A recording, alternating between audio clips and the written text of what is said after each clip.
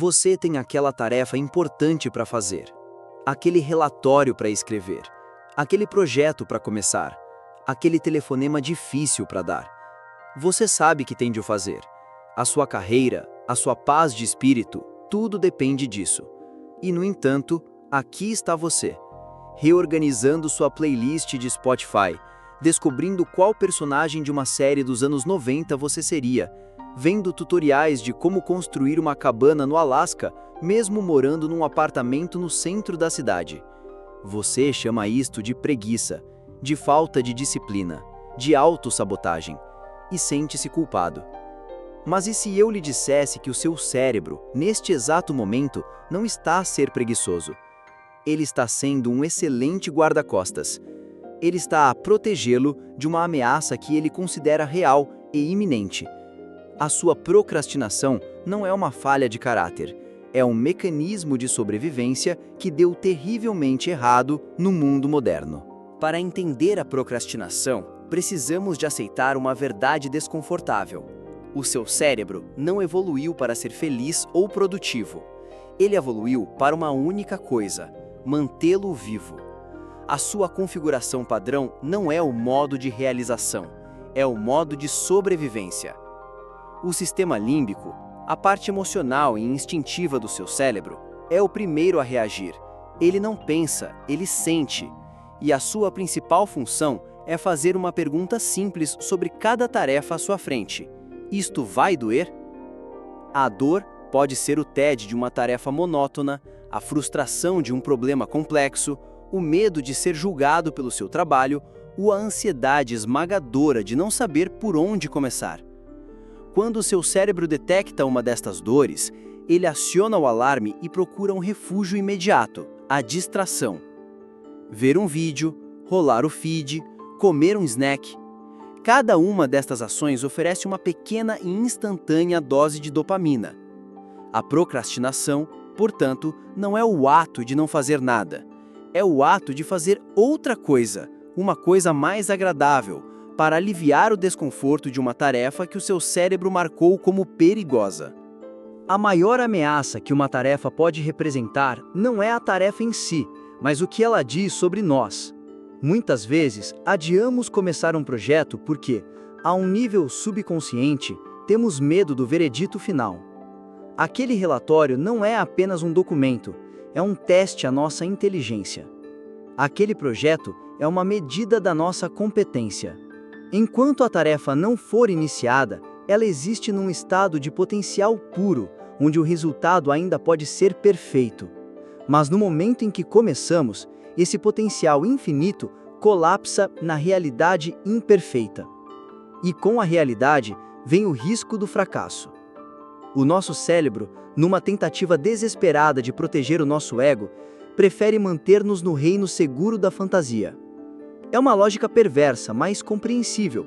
Se eu não tentar, eu não posso falhar. Ao adiar a tarefa, estamos a adiar o julgamento.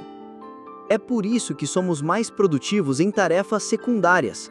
Limpar a casa não ameaça a nossa identidade. Mas se a apresentação para o cliente for um desastre, o nosso estatuto social, na tribo do escritório, fica em risco. O nosso cérebro primitivo, que sabe que a exclusão da tribo significava morte certa, fará de tudo para evitar essa ameaça. É uma lógica que faz sentido, não é? Se você já se sentiu paralisado por esse medo, se já se sentiu compreendido por este manual até agora, considere deixar um gostar. É um sinal para o seu cérebro de que você não está sozinho nesta batalha. E, claro, inscreva-se, porque entender o inimigo é o primeiro passo para vencê-lo. Mas nem toda a procrastinação nasce de um medo profundo. Às vezes, a ameaça é mais simples: o tédio. O nosso cérebro é um caçador de recompensas, sempre à procura de estímulos que liberem dopamina.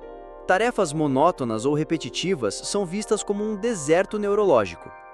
Preencher aquela folha de cálculo ou ler aquele manual técnico é o equivalente a comer areia para o seu sistema de recompensa.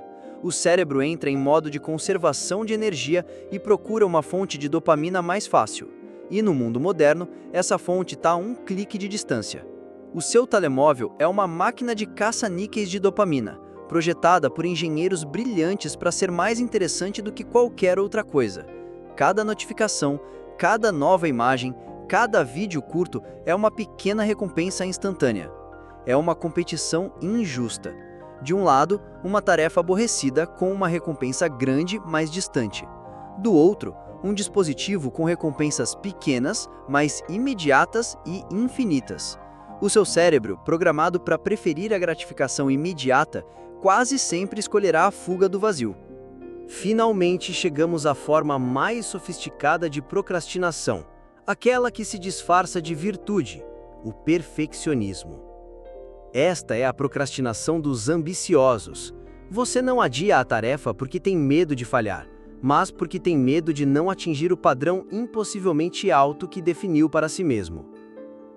A sua mente cria uma visão gloriosa do resultado final, e o primeiro passo real para a concretizar parece uma traição. A realidade, com as suas falhas, nunca estará à altura da fantasia.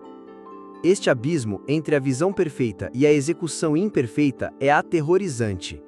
O medo de estragar a ideia com um primeiro passo medíocre é tão grande que nos impede de dar qualquer passo. Passamos horas a planejar e a pesquisar, convencendo-nos de que estamos a ser produtivos, mas na verdade estamos apenas adiando o momento doloroso de enfrentar a tela em branco.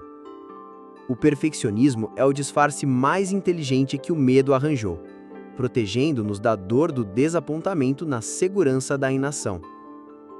Se a obra-prima nunca for criada, ela nunca poderá ser criticada. Então, se a procrastinação é um mecanismo de sobrevivência, como é que sobrevivemos a ela? A resposta, mais uma vez, não é lutar contra o instinto, é enganá-lo.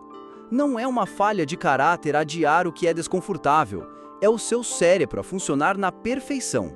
A solução não é ter mais força de vontade, mas sim tornar a ameaça menos ameaçadora. Se você procrastina por medo do fracasso, dê a si mesmo permissão para escrever um primeiro rascunho horrível. O objetivo não é criar uma obra-prima, é apenas começar. Se procrastina por tédio, injete recompensas no processo. Trabalhe por 25 minutos e depois dê a si mesmo 5 minutos de dopamina sem culpa. Se procrastina por perfeccionismo, quebre a tarefa em pedaços ridiculamente pequenos. O seu objetivo não é escrever um livro, é escrever uma frase.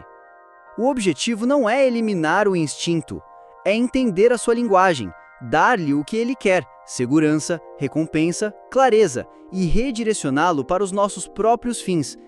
É perceber que o monstro que imaginamos é, na maioria das vezes, apenas uma pilha de papel à espera de ser organizada. E você? Qual é a tarefa que o seu cérebro mais teima em transformar num monstro? Compartilhe a sua batalha contra a procrastinação nos comentários. Se este manual o ajudou a perdoar-se um pouco, deixe um gostar para adiar a sua próxima distração e inscreva-se para mais vídeos inteligentes como este.